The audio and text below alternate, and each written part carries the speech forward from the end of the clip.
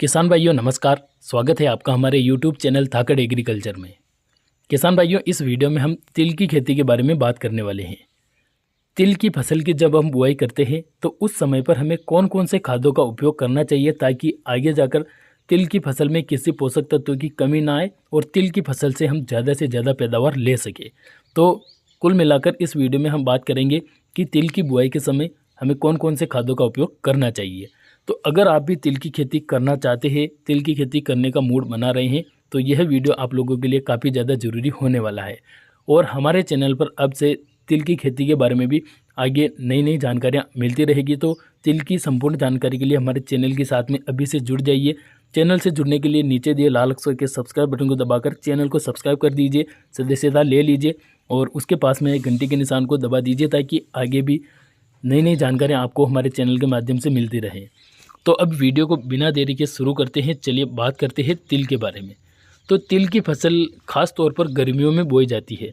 फरवरी मार्च में तिल की बुआई की जाती है। तो उस समय पर इस फसल को हम तीसरी फसल के रूप में लेते हैं।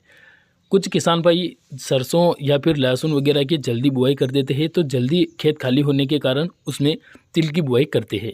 तो तिल की बुआई से जो है बुआई के समय हमें कुछ खाद डालने की ज़रूरत पड़ती है। तिल ही नहीं बल्कि हर एक फसल में जब हम उसकी बुआई करते हैं तो बुआई के समय बेसल डोज में कुछ खाद डालने की ज़रूरत पड़ती है। तो तिल की फसल में भी बुआई के समय कुछ खाद डालने की ज़रूरत पड़ती है ताकि तिल की अच्छी ग्रोथ हो और तिल की पैदावार बढ़िया निकले। तो अब बात करते हैं हमें कौन कौन से खाद और कितनी कितनी मात्रा में डालना चाहिए। तो सबसे पहले तो मैं आपको बता देता हूं कि चाहे कोई सी भी फसल हो, उसकी अच्छी ग्रोथ के लिए नाइट्रोजन, फास्फोरस, पोटास, जिंक और सल्फर, ये पांचों पोषक तत्व प्रमुख रूप से माने जाते हैं। तो नाइट्रोजन, फास्फोरस, पोटास की पूर्ति के लिए आपको बुआई के समय NPK 12-32-16 का उपयोग करना चाहिए। NPK 12-32-16 में 12% नाइट्रोजन, 32% फास्फोरस और 16% पोटास की मात्रा पाई जाती है।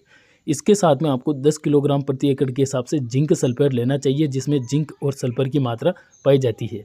अब किसान भाइयों, यहाँ पर आप अगर कुछ और लेना चाहते हैं तो इसके साथ में आपको लेना पड़ेगा बायर कंपनी का रीजेंट, जो कि एक कीटनाशक होता है जड़ों के लिए, क्योंकि जड़ों में भी कीड़े लगने की संभावना काफ़ी बढ़ जाती है।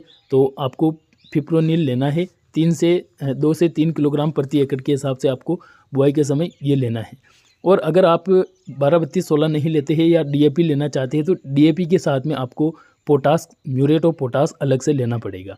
अब इनकी मात्रा की बात कर लेते हैं तो आपको 30 से 35 किलोग्राम प्रति एकड़ के हिसाब से NPK 12-32-16 लेना पड़ेगा। 10 किलोग्राम जो है जिंक सल्फेट और 3 किलोग्राम बायर कंपनी का रीजेंट लेना ही पड़ेगा। या फिर आप DAP खाद लेना चाहते हैं तो DAP आपको 40 किलोग्राम प्रति एकड़ के हिसाब से और 25 किलोग्राम म्यूरेट और पोटास प्रति एकड़ के हिसाब से लेना चाहिए।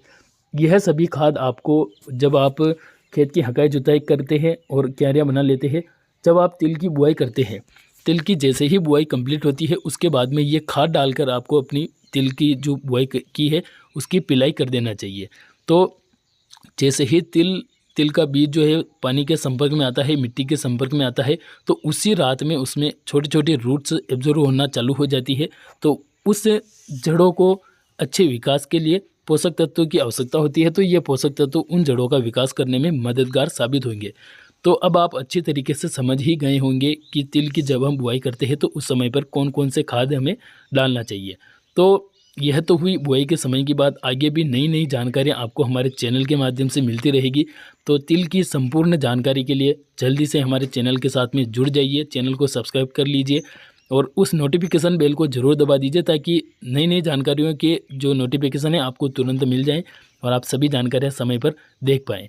तो यह वीडियो आपको कैसा लगा कमेंट करके ज़रूर बताइए और आपकी कोई राय हो या फिर कोई सवाल हो तो आप कमेंट में पूछ सकते हैं, हम उसका रिप्लाई ज़रूर करेंगे। किसान भाइयों, मिलेंगे हम एक और नए वीडियो में नई जानकारी के साथ में। तब तक के लिए धन्यवाद। जय जवान जय किसान।